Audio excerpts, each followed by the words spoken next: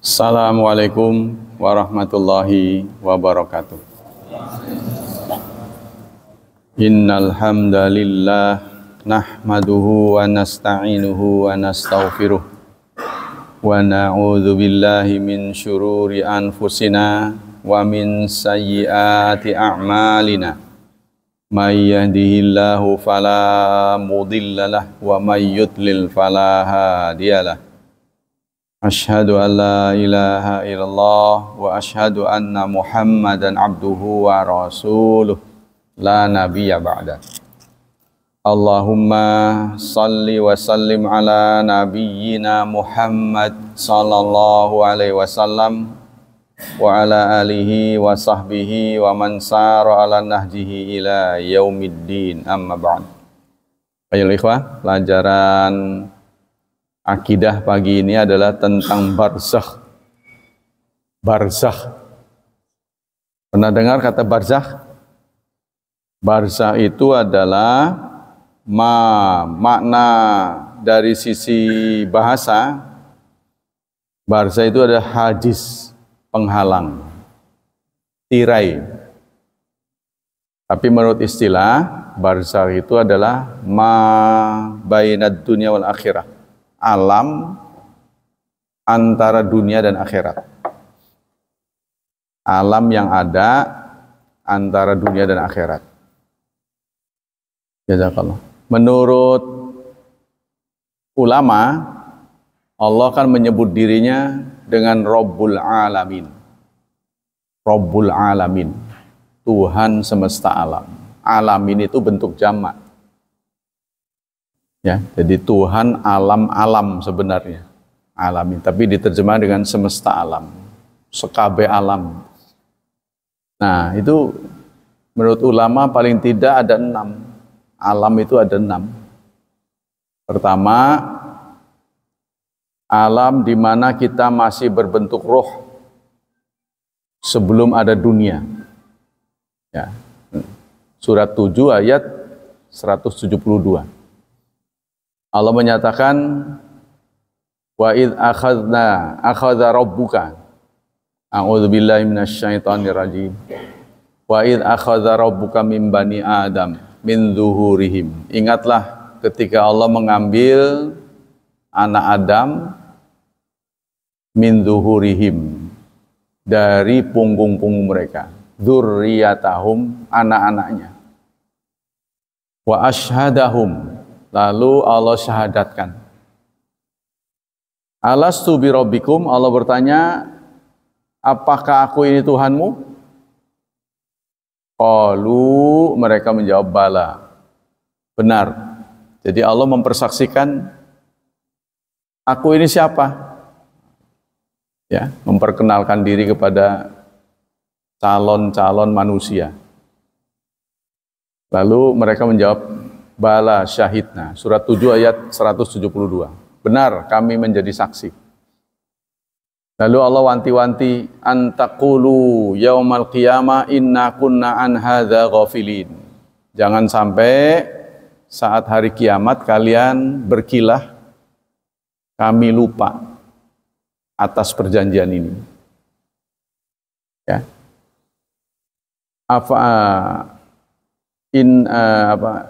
Kunna ghafilin aw taqulu innama asyraka abauna min qablu wa kunna dzurriyyatan min ba'dihim. Atau kamu akan mengatakan yang musyrik, yang menyebabkan kami musyrik adalah bapak-bapak kami. Kami sekedar anak-anak yang mengikuti bapak. Afatuhlikuna bima fa'alal mubtilun. Apakah engkau akan membinasakan kami dengan alasan seperti itu? Nah, Allah sudah wanti-wanti, jangan sampai kedua alasan ini dikemukakan saat Allah menegur, kenapa kamu bisa musyrik? Itu pertama. Ya, alam pertama kali Allah mengenalkan kita. Yang kedua, alam yang ada di sulbi, yang dititipkan pada ayah kita. Jadi kita ada di alam yang ada di sulbi. tulang rusuk ya, tulang sulbi.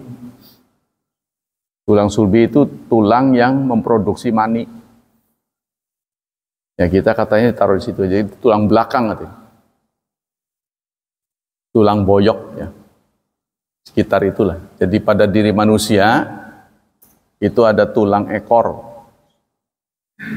Dari tulang itulah kelak Allah akan menghidupkan kita dan Allah menyimpan rekaman hidup kita di situ.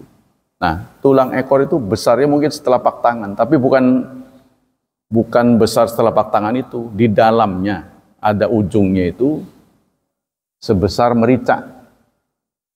Ya. Mungkin sebiji kedelai gitu atau biji kacang hijau. Nah, itu yang dimaksud, itu tidak akan hancur. Chipnya itu loh gitu.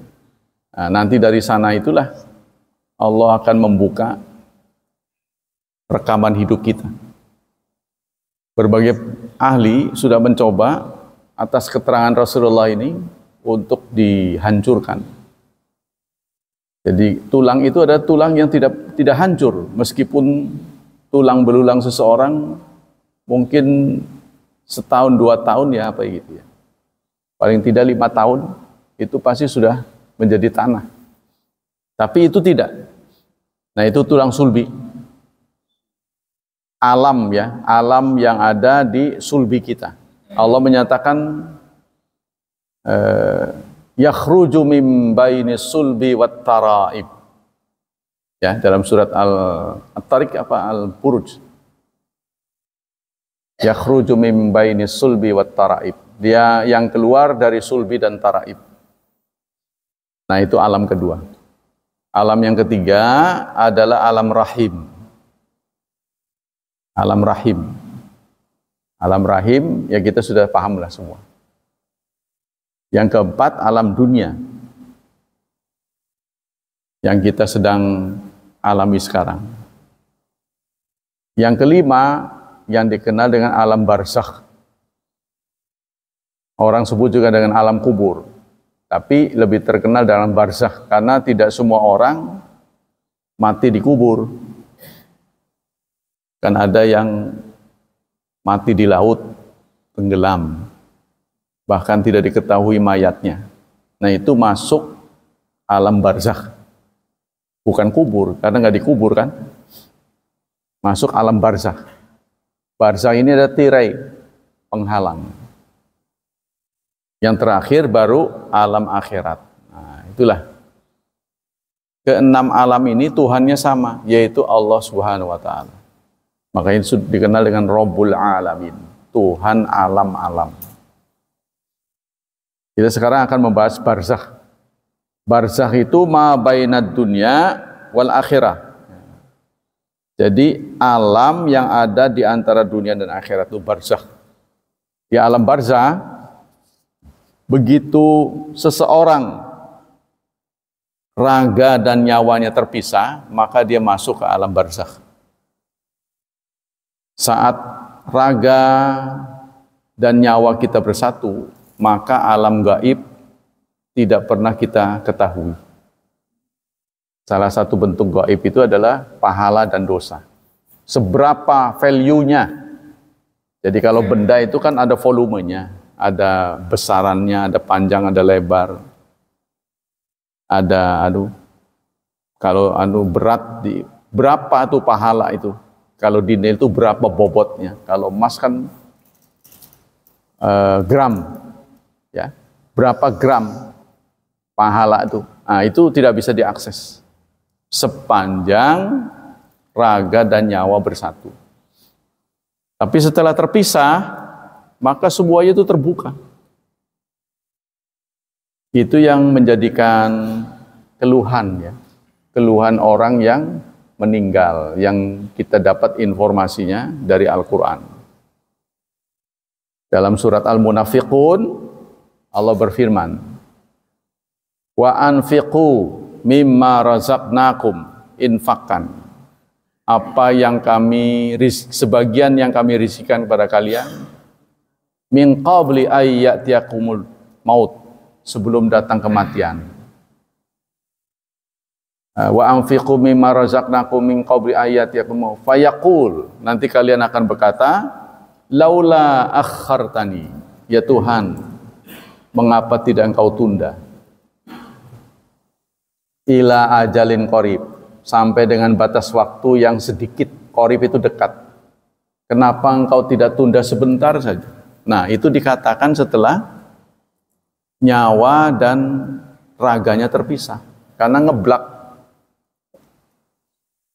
Jadi seseorang sudah bisa melihat onggokan pahala dan dosa. Jadi sudah kelihatan onggokan. Nyesel dia. Waduh, kok cuma segitu? Nah, ini terbuka. Maka dia minta, akhartani, kenapa engkau tidak tunda sebentar saja? Fa as-saddaqa, maka aku akan sedekah. Wa akum minas salihin, dan aku menjadi orang saleh. Nah, ini dikatakan oleh seseorang di alam barzakh. Ya, itu surat Al-Munafiqun, menjelang akhir. Surat 63 ya. 63 kan ayatnya? Bukan urutan suratnya. Ya, 63 kan? 62 Al-Jum'ah, 61 As-Saff. Pengen ingat-ingat aja, jadi kalau disebut nomor, Anda panggil nama suratnya untuk menguji keterampilan kita. Kalau enggak, kita nggak pernah ingat. 60, surat apa 60? 61 As-Saff, 62 Al-Jum'ah, 63 Al-Munafiqun, 64 At-Taghabun, 65 At-Talaq, yang 66 At-Tahrim. Ya, itu diingat-ingat. Kita lanjutkan.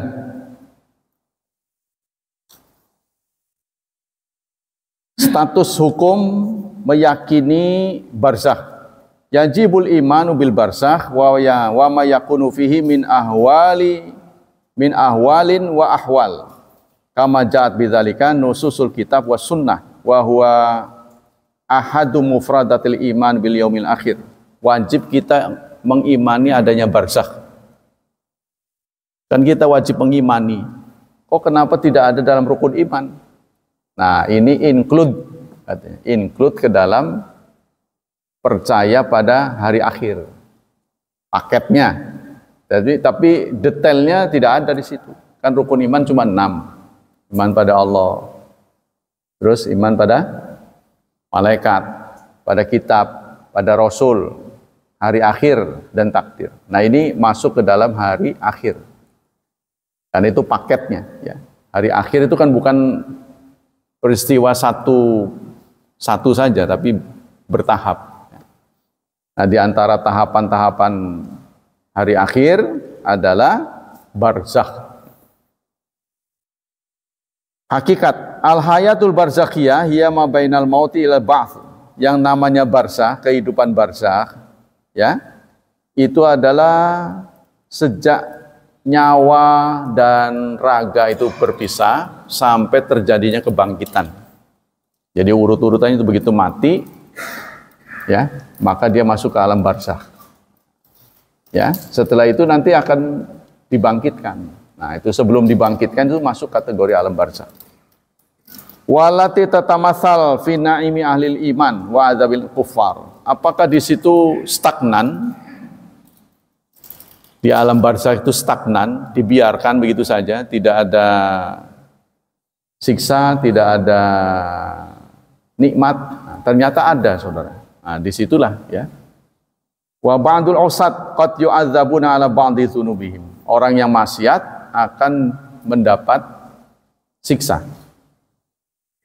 Wal mautu huwa bidayatul hayati zaujiyah, barzakhiyah. Mati adalah awal dari hidup barzakh. Wa yakunu bi mufaraqati ruh lil jasad. Itu karena terjadi berpisahnya roh dengan jasad. Allah berfirman dalam surat Al-Mu'minun, surat ke-23, ayat 99. hatta idza jaa ahaduhumul mautu qala rabbirji'un, sehingga tibalah saatnya datang kepada salah seorang manusia kematian, lalu dia akan berkata rabbirji'un, ya Tuhan kembalikanlah aku, nggak mau mati ya, la'alli a'malu salihan fima tarak, supaya aku mengerjakan amal soleh fima taraktu, pada apa yang aku tinggalkan, yang dulu saya nggak kerjain saya mau kerjain. Itu dilakukan, itu disadari setelah berpisah nyawa dengan raga. Nah, karena apa kok bisa begitu? Karena tersingkap, ngeblak gitu. Waduh ya, semet amat gini. Nah, gitu. Pulangkanlah saya sebentar saja. Mungkin kalau dia sempat pulang, semua hartanya mungkin disedekahi. Ya, karena dia sudah tahu baik buruk. Jadi value-nya kelihatan, nilainya tuh kelihatan itu setelah alam gaib dibuka, tersingkap. Nah, kita ini gaib, sekarang kita tertutup.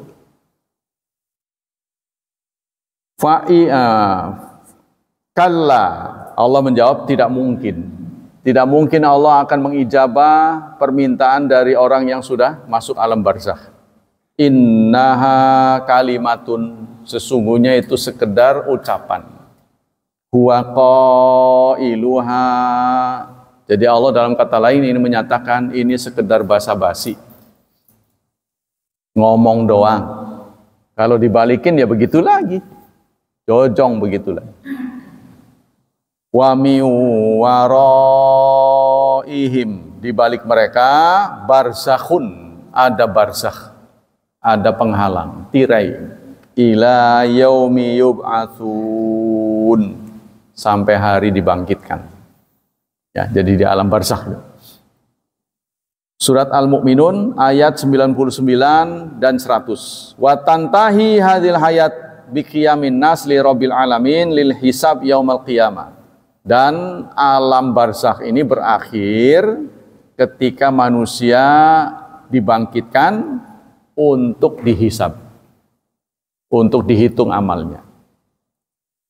Ya, untuk sekedar menghindari hisab saja, para sahabat minta supaya kematian mereka kematian syahid. Jadi para sahabat demi menghindari hisab, mereka berdoa pada Allah supaya ditakdirkan mati syahid. Sebab orang yang mati syahid kelak tidak akan dihisab. Nah, begitu juga Utsman bin Affan sebagai menantu Rasulullah, menikahi dua putri Rasulullah secara bergantian ya. Suatu saat menangis beliau. Sahabat-sahabat terheran-heran menyaksikan sikap beliau ini. Wahai Amirul Mukminin, apa yang kau tangisi? Allah sudah menjamin surga untukmu. Kan Utsman ini termasuk orang yang disebut sahabat masuk surga ya. Dijamin masuk surga oleh sabda Nabi kan. Memang aku dijanjikan masuk surga. Kan engkau juga menantu Rasulullah gitu kan. Kurang apa gitu. Kenapa harus khawatir? Memang Rasulullah menjanjikan aku masuk surga.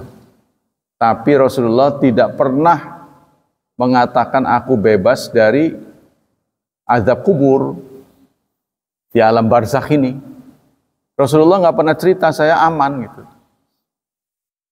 Kalau kelak di akhirat aman masuk surga mah iya, tapi perjalanan ke surganya itu ya, sampai beliau menangis. Nah, begitu juga para sahabat supaya terhindar dari hisab, mereka minta mati syahid. Al-manzilah. Al-barzakh huwa muqaddamat yaumil akhir. Barzakh itu adalah muqaddimah, artinya pendahuluan dari perjalanan hari akhir. Wa awwalu manazil akhirah, dan merupakan posisi pertama masuk ke alam akhirat. Allati yaqafin na'im wa awil azab ala mustahiqihi, yang akan dialami oleh manusia, ya, yaitu kenikmatan atau azab. Jadi di alam barzakh ini juga ada itu. Qabla yaumil qiyamah, sebelum hari kiamat. Liqaulihi sallallahu alaihi wasallam, berdasarkan sabda Nabi. Jadi pengetahuan tentang alam gaib ini harus betul-betul bersandarkan dalil yang sahih. Karena manusia tidak diberi kesempatan untuk mengetahuinya, ya, setinggi apapun. Jadi kalau ada orang mendakwa bisa begini, bisa begitu, hari ini yang tidak pernah hidup di zaman Rasulullah, semuanya itu dusta. Dia ngomong saya begini, begini, begitu di akhirat, itu bohong. Ya, karena para sahabat saja menunggu statement dari Rasulullah, bagaimana masalah-masalah gaib. Rasulullah bersabda, al-qabru awwalu manazil akhirah. Kubur itu adalah tempat pertama akhirat. Fa in yanju minhu, maka jika seseorang selamat dari kubur, azab kubur, fama ba'dahu aisaru minhu, maka setelahnya akan lebih ringan. Artinya kalau nasib di alam kuburnya nyaman, nanti kesananya akan lebih banyak nyamannya gitu. Fa ilam yanju, jika dia nggak selamat dari azab kubur, fama ba'dahu asyad, maka setelahnya akan lebih berat. Ya, jadi tolok ukurnya ini kubur. Ya. Kalau di kubur dia selamat, insya Allah kesananya mudah. Dalil-dalil. Ja'a lafzul barzakh fil Qur'anil Karim duna sunnah mutahara fi qauli ta'ala. Dalam Quran, barzakh ini disebut dalam surat Al-Mu'minun, surat 23 tadi sudah disebut ya. Surat 23 ayat 99 sampai 100. Allah menyatakan wa min waraihim, di belakang mereka barzakhun, ada barzakh penghalang, ila yaumi yub'atsun, sampai hari mereka dibangkitkan. Pendapat-pendapat ulama. Su'ila Mujahid an qaulillahi ta'ala. Mujahid, seorang ahli tafsir, ditanya apa maksud dari wa min waraihim barzakhun ila yaumil qiyamah, ila yaumi yub'atsun. Di belakang mereka ada barzakh sampai hari mereka dibangkitkan. Kata Mujahid, huwa ma bainal maut ilal ba'ts, yaitu alam yang dirasakan oleh manusia setelah kematian sampai kebangkitan. Nah, itu yang disebut barzakh. Wa qala Nuhas, ruya anna rajulan qala bi hadrati Sya'bi rahimahullah fulanan qad sara min al akhirah. Suatu saat di depan Sya'bi, ya, seorang ulama, seseorang mengatakan rahimallahu fulanan, Allah telah merahmati fulan karena dia sudah termasuk ahli akhirat. Ya. Qala lam yasir min ahli akhirat. Kemudian Sya'bi menjawab, dia belum akhirat. Belum akhir. Ya. Walakin sara min ahlil barzakh, tetapi dia termasuk penduduk barzakh. Walaisa minad dunya wala minal akhirah. Karena barzakh itu bukan dunia, bukan pula akhirat. Karena itu para syuyukh, para syekh mengkritik kalau ada orang mengatakan dia sudah ada di peristirahatan terakhir. Ya. Jadi seseorang mengatakan di kuburan dia sudah beristirahat di tempat peristirahatan terakhir. Nah, mengatakan terakhir itu salah. Bukan terakhir, masih ada proses selanjutnya. Wa qala Ibnul Qayyim yang bagi ayya'lam anna adzabal qabri wa na'imahu ismun li adzabil barzakh wa na'imahu wa huwa ma bainad dunya wal akhirah. Begitu juga Ibnul Qayyim Jauziyah mengatakan azab kubur yaitu azab barzakh. Ya. Persoalan-persoalan yang lahir tentang barzakh. Takhtasul hayatul barzakhiyah min ghairiha bi ahkam. Tentang alam barzakh ini, ya, ada hukum-hukum yang berbeda, suasana yang berbeda dengan alam akhirat. Kalau alam akhirat itu alam keabadian, tidak berubah lagi. Ya, tapi barzakh ini masih ada perubahan. Wa takhtalif fiha an darid dunya wa dan qarar. Fadarul abdi salas, maka yang akan dilintasi oleh seorang hamba itu ada 3. Tadi kan saya sudah sebut ada 6. 6 sebelum dunia. 3 sebelum dunia. Berapa itu? 2 sebelum dunia. 3 sebelum dunia. Terus 3 setelah dunia. Apa saja yang 3 dimulai dengan dunia? Pertama, darud dunia. Ya, alam dunia. Yang kedua disebut dengan darul barzakh, negeri barzakh. Yang ketiga baru darul qarar, tempat yang permanen. Jadi permanen itu nggak berubah, ya, sampai fisik kita tidak berubah. Begitu aja kalau kita sudah masuk alam akhirat, ya, jadi udah final, tidak pernah tua lagi, tidak juga menjadi anak kecil, begitu aja. Waqad ja'alallahu likulli darin ahkaman takhtasu biha. Masing-masing ada spesifikasi. Wa raqqaba hadzal insan min badan wa nafs. Di dunia badan dan roh jadi satu. Di dunia, ya. Wa ja'ala ahkamad darud dunya al abdan. Tapi lebih dominan tubuh kita, fisik kita. Jadi tubuh kita ini ada jasmani, ada rohani. Tapi waktu hidup di dunia yang lebih kelihatan jasmaninya, rohnya nggak kelihatan. Wal arwah tabaun laha, sehingga roh mengikuti badan. Wa ja'ala ahkama barzakh alal arwah, tetapi di alam barzakh yang dominan rohnya. Badannya kan hancur, ya, termakan tanah kan, ulat-ulat. Berapa hari kita akan kemasukan ulat, terus bengkak, tubuh kita akan bengkak, ya. Kemudian mulai terurai, kempes, hancur. Bagian terakhir adalah tulang. Nah, tulang yang terakhir itu adalah tulang ekor. Itu tidak akan hancur. Kemudian wal abdan taba'ulaha wa ja'ala ahkamad dar akhirah ala arwah wal ajsad. Begitu juga nanti di akhirat, jasad dan roh dikembalikan. Ya, jadi ulang. Jadi ada 3 kampung darud dunia, kampung dunia, ada badan dan roh, tapi yang lebih dominan badan. Yang kedua alam barzakh, yang lebih dominan roh. Yang ketiga alam akhirat, darul qarar namanya, menetap, kampung menetap. Nah, kembali dunia dan akhirat, badan dan rohnya dikembalikan, sama-sama dominan. Yang kedua, idrakul ihya li zauzatil barzakhiyah. Apakah di barzakh ini ada kehidupan? Darul barzakh minal ghaib. Negeri barzakh itu termasuk kategori ghaib, an-nisbi, yang relatif. Artinya nggak bisa ditebak oleh kita. Ya. Rasulullah pernah menyatakan tentang barzakh ini, laula alla tudafanu, seandainya mereka tidak terkubur,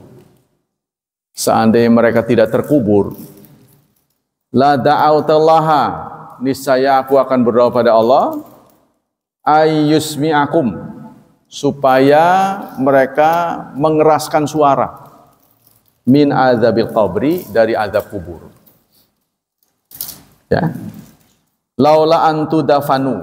Jadi kalau tidak menimbulkan fitnah, kata Rasulullah, tidak mengganggu ahli kubur, kalau saja tidak mengganggu orang yang sudah mati, maka saya akan minta kepada Allah supaya suara-suara yang di alam barzakh itu diperdengarkan, kalau tidak menjadi fitnah. Fadzikru azabi qabri wa ilati adami sama. Maka Rasulullah menyebut adanya azab kubur. Hadis ini dirawikan oleh Muslim, ya. Nomor hadis 2868. Wa fi hadithi Ummu Bashir qalat dakhala alayya Rasulullah wa ana fi haitin min hawaiti Bani Najjar fi quburun minhum qad matu fil jahiliyah fasami'ahum wa hum yu'adzabun fa kharaja wa hum yaqul. Dalam sebuah kesempatan diceritakan oleh Ummu Bashir, saya sedang bersandar di samping kuburan orang-orang jahiliyah. Jadi ada kuburan umum, kata Ummu Bashir. Saya lagi senderan di situ. Rasulullah datang, ya. Fasami'ahum. Lalu Rasulullah mendengar ahli kubur sedang disiksa. Fakharaja wa huwa yaqul. Lalu Rasulullah pun keluar dengan mengatakan, Ista'idzu billah min azabil qabri. Berlindunglah kalian dari azab kubur. Qalat qultu. Ummu Bashir berkata, lalu aku bertanya, ya Rasulullah, wa innahum la yu'adzabuna fi quburihim? Apa mereka disiksa ya Rasulullah? Di kuburannya itu disiksa? Ummu Bashir bertanya, na'am. Benar, mereka lagi disiksa. Azaban tasma'uhul bahaim. Mereka sedang mendapat azab yang hanya didengar oleh hewan. Nah inilah kita berterima kasih sebagai muslim. Sebab muslim tidak mengenal konsep rumah duka. Ya kan? Kita tidak perlu, tidak disunahkan menginapkan jenazah. Cuma kita ke bawah-bawah aja ininya tuh keyakinannya. Kalau anak belum pulang, diinepin dulu biar sempat ngelihat. Ya buat apa ngelihat, bukan tambah sedih tak? Itu kepercayaan dari orang Buddha, itu keluarga saya yang begitu. Waktu ibu saya meninggal, lagi diberes-beres tuh, ditelepon saya, lagi makan, cepet, mau ada penutupan peti gitu. Astagfirullah, mau nutup atau enggak tak? Sebenarnya begitu saya ngebatin, tapi kalau jawab begitu kan enggak enak.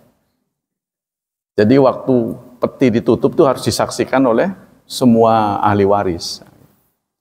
Nah itu kita niru-niru begitu. Bagi kita itu harus cepat, ya, dikubur. Kalau sudah betul-betul mati, jangan sebelum mati dikubur. Saking keselnya supaya dapat waris. Ya kan?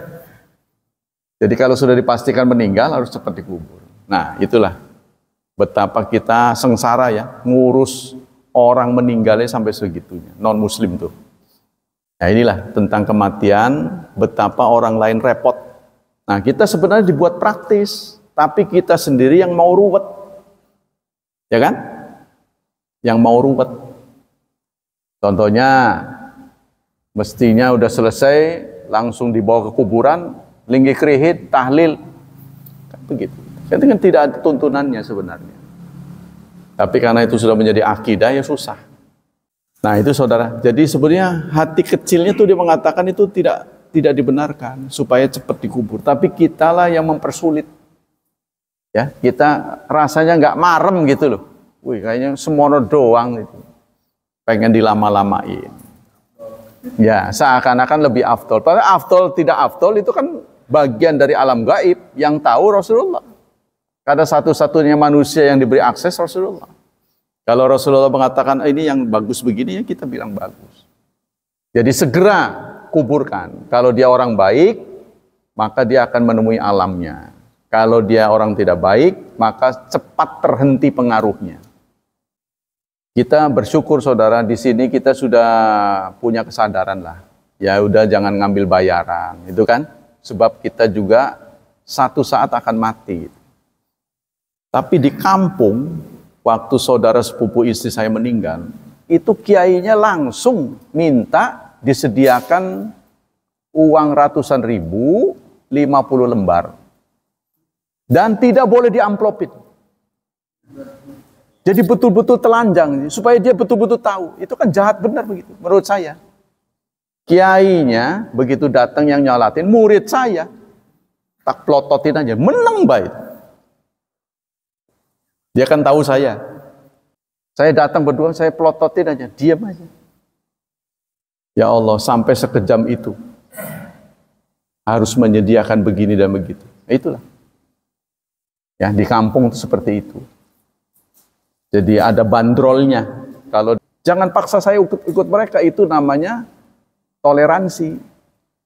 Yang namanya toleransi, saya ya saya, lakum dinukum waliyadin, begitu maksudnya. Kamu ya kamu, jangan paksa saya untuk ikut mereka.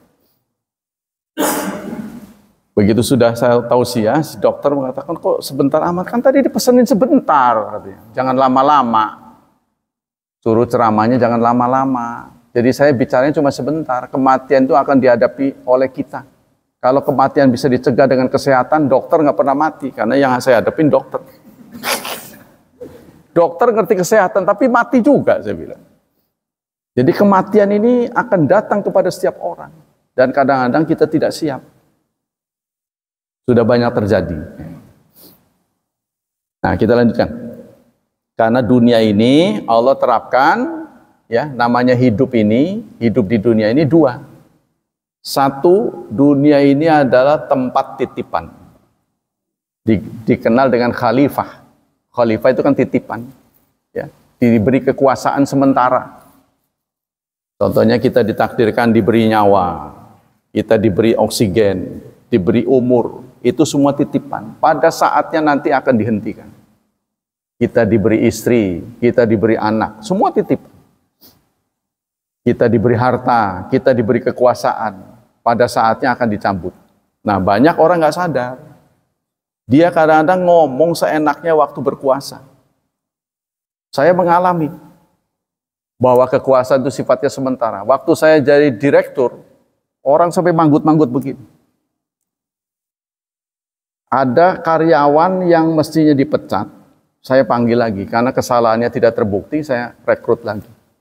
Tapi begitu saya turun jadi direktur, wah musuhin saya. Astagfirullah. Bisa begitu manuver orang. Jadi orang yang punya jiwa begitu tuh banyak. Termasuk kita ingatkan pada penguasa hari ini.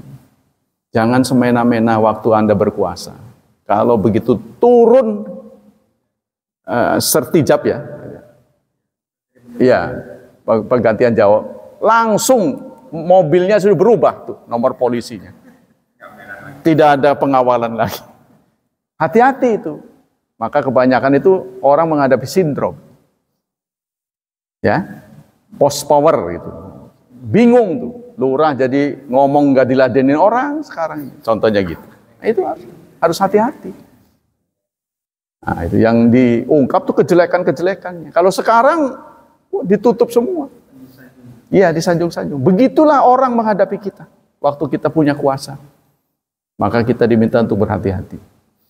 Kita kembali ke soal ini. Jadi, apakah orang yang meninggal itu merasakan suka dan duka? Menurut informasi Rasulullah, ya. Sehingga kita setiap menjelang mengakhiri sholat, kita dibekali oleh Rasulullah untuk berdoa. Allahumma inni a'udzubika min azabil qabri wa azabi jahannam. Terus fitnatil mahya wal mamat. Ada 4 itu. Ya, kita itu dibekali oleh Rasulullah untuk minta perlindungan dari azab kubur. Waktu saya masih kuliah, berjumpa dengan teman saya yang nggak percaya azab kubur. Sira ngandel tak azab kubur kok. Percaya tak azab kubur. Kan dalam Quran tidak ada azab kubur. Lah kok mau azab kubur, wudu aja nggak ada. Ada wudu dalam Quran? Tidak ada. Wudu ada nggak? Adanya begini, ya ayyuhalladzina amanu idza qumtum ilas shalah fagsilu. Wahai orang-orang Islam, kaum mukminin, kalau Anda hendak sholat, basuhlah mukamu. Kan nggak ada kata-kata wudu lah, tidak ada kan? Makanya dia ngomong, apalagi azab kubur, wudu aja nggak ada, saya bilang. Kalau Anda nggak pakai otak, saya bilang. Ya kan? Jadi emang sirane ngerasani tah katanya. Memang kamu sudah mengalami sehingga percaya. Orang yang beriman nggak perlu ngalamin. Saya kasih contoh. Saya percaya jatuh dari pohon kelapa sakit. Kamu nggak percaya? Ya jajan. Tak gitu ini, mati dia nggak bisa ngomong.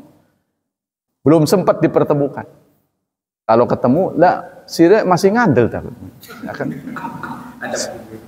Adab kubur. Kamu dengar nggak dulu waktu sekolah bareng? Kamu pernah ingkar itu. Sekarang udah berubah belum? Nah itu orang-orang seperti ini yang menjadi pemimpin kita. Makanya tidak mengerahkan orang ramai ke masjid, saudara. Bukan apa-apa. Karena pemimpin-pemimpin kita yang di departemen itu tidak mengerahkan orang ke masjid. Lake, nggak ada di otak sama sekali. Urusannya itu dinas saja, tanda tangan, rapat. Itu aja begitu. Saban hari begitu. Makanya di Al-Inayah itu diadakan lagi jadwal salat zuhur. Berikut penceramahnya. Kenapa nggak otomatis padahal sholat itu di tengah-tengah madrasah itu adalah wajib? Karena ustadznya nggak sholat. Maksudnya nggak sholat di masjid. Yang tua juga kalau digilir khutbah, digilir tausiah dia nggak mau. Makanya saya langsung plokin. Kalau nggak ada amplopnya aja nggak mau, saya bilang. Urusan yang pahit-pahit saya bilang gitu. Saya gituin aja. Wih lah ya orang apa sih? Jangan begitu saya bilang. Bapak itu sudah tua, harusnya memberi contoh. Ustadz yang senior, saya gitu. Menang baik. Kalau kebenaran pasti nggak dilawan. Harusnya memberi contoh bapak ini. Nggak tahu Senin atau Selasa bapak udah nggak ada. Jangan gegabah saya bilang. Harusnya memberi contoh. Yang lebih muda, lebih tua dari saya ngomong, iya mengkonon baik. Nah, ya, diam aja. Kita lanjutkan. Yang kedua, hayatul anbiya fil barzakh. Bagaimana hidup nabi-nabi yang ada di alam barzakh. Dalam suatu kesempatan diriwayatkan oleh Anas bin Malik, Rasulullah bersabda, al-anbiya ahyaun fi quburihim. Nabi-nabi hidup di dalam kubur mereka. Nabi-nabi. Karena Rasulullah menyerukan begini terus, ayat-ayat ini. Pernah terjadi, saudara, ya, rekayasa orang Yahudi untuk mencuri jenazah Rasulullah. Jadi dia ngontrak di luar haram. Kan ada batasnya tuh. Ya, di Madinah itu ada tanah haram kan? Jadi ada batasnya tuh, zona tertentu bebas dari haram. Nah, dia ngontrak di sana karena bukan muslim. Nah, penjaga DKM lah singkatnya. DKM dari Masjid Nabawi ini mimpi berturut-turut. Mimpi berturut. Dia pikir ya mimpi itu kan, ya kata orang bunga tidur lah. Jangan terlalu dianggap gitulah. Tapi ini berturut-turut. Jadi dia penasaran. Dia lihat sudah gerowong. Jadi itu pakai terowongan itu. Itu kurang lebih 1940 berapa gitu terjadi. 58 apa gitu. Sudah gerowong. Jadi rencananya memang mau mencuri jasad Rasulullah. Tapi inilah, sekali lagi Rasulullah menampakkan ya kudrat dari Allah. Allah menegur. Tidak berhasil. Maka itulah sekarang wajar kalau makam Rasulullah dijaga ketat. Itu gara-garanya itu. Sekarang kan ditaruh di kamar, kita ngintip doang segitu. Nggak bisa kita menghadapi kayak begini. Dulu begitu. Tapi lama-lama dibebasin ngelunjak. Ada orang-orang tertentu yang berniat jahat. Kan kita tidak bisa memvonis, kamu jahat kan, nggak bisa. Lebih baik diantisipasi. Nah itulah. Ya, jadi menurut Rasulullah, nabi-nabi itu ahyaun, hidup fi quburihim, di dalam kubur mereka, yusallun, mereka menjawab salat kita, menjawab salat yang kita bacakan untuk beliau. Allahumma salli ala Muhammad wa ala ali Muhammad kama sallaita ala Ibrahim. Itu kalau kita membaca salawat dijawab oleh Rasulullah. Maka membaca salawat ini adalah bagian dari ibadah. Barang siapa yang membaca salat padaku 1, aku akan balas 10. Nah itu ya, kalau kita sering-sering membaca sholawat pada Rasulullah, masuk masjid baca sholawat, azan selesai dikumandangkan baca sholawat. Allahumma apa itu? Rabba hadhihi da'wati tamah wassalatil qa'imah ati Muhammadan al-wasila wal fadilah wab'athu maqaman mahmudan alladhi wa'adta innaka la tukhliful mi'ad. Nah, nanti Rasulullah pernah ditanyakan oleh para sahabat, ya Rasulullah, saat hidup kalau rasa kangen ada pada saya tinggalkan semua pekerjaan. Saya mencari tahu di mana keberadaanmu. Lalu saya melihat tubuhmu, melihat dirimu. Setelah itu rasa kangen saya hilang. Saya pulang lagi. Begitu sahabat kangen pada Rasulullah. Yang kangen sama kita itu siapa? Enak. Kalaupun ada orang dikangen itu waktu ada jabatannya, ada kekuasaan. Udah nggak ada, mau boro-boro ditengok. Siapa yang kangen sama kita? Nah, sahabat itu kangen pada Rasulullah sampai segitunya. Kalau sudah kangen itu datang, saya tinggalkan semua pekerjaan, lalu saya buru cari tahu di mana engkau berada. Setelah melihatmu, maka hilang kangen, ngobrol sebentar, hilang, pergi lagi. Nah, itu di dunia ya Rasulullah. Nanti di akhirat bagaimana? Kan terbayang oleh sahabat itu kumpul semua manusia dari awal sampai akhir. Kalaupun Rasulullah ada, nyarinya di mana gitu kan? Kumpul banyak orang. Pak Hilman contohnya nanti haji.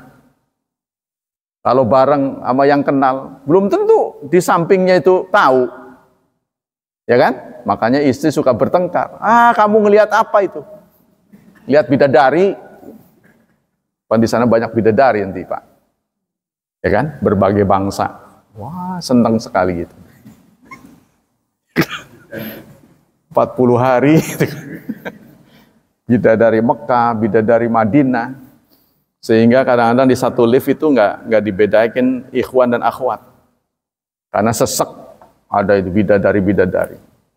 Nggak tahu suaminya, nggak tahu bapaknya. Oh, no. Saya tahu, saya nggak mau deket-deket. Tempatnya sesek begini kok. Naik lift, dia juga tahu hukumnya. Jawabnya pakai bahasa Indonesia. Jangan deket-deket. Siapa yang mau ngituin kamu? Ya kan? Emangnya orang Indonesia nggak ada yang lebih cakep dari binimu? Nah, jadi itu.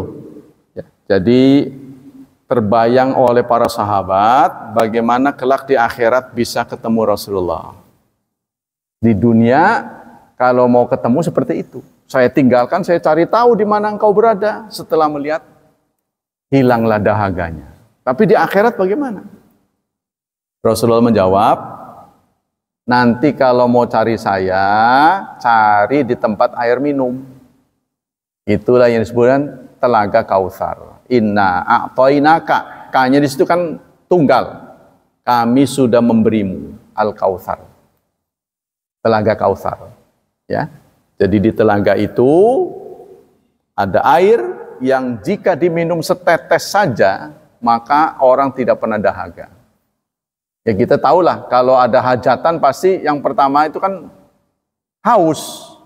Ya, nanti kalau kumpul banyak orang lagi pemeriksaan haji, begitu banyak orang kan aduh lama-lama haus. Karena ini suhu tubuh manusia ini kan panas. Kita pasti banyak pergerakan, banyak haus. Maka terbayang oleh kita panitia akhirat ini nanti akan ada hisab, ada pemizan, itu kan panjang tuh perjalanan. Maka Rasulullah langsung memikirkan keselamatan umatnya dengan memberi minum. Dan tunggu saya di telaga Kautsar. Mudah-mudahan kita mendapat haknya. Kita lanjutkan. As-samarat wal asar. Nah, pendapat-pendapat orang yang tidak setuju. Kata sebagian ulama, azab kubur itu tidak ada.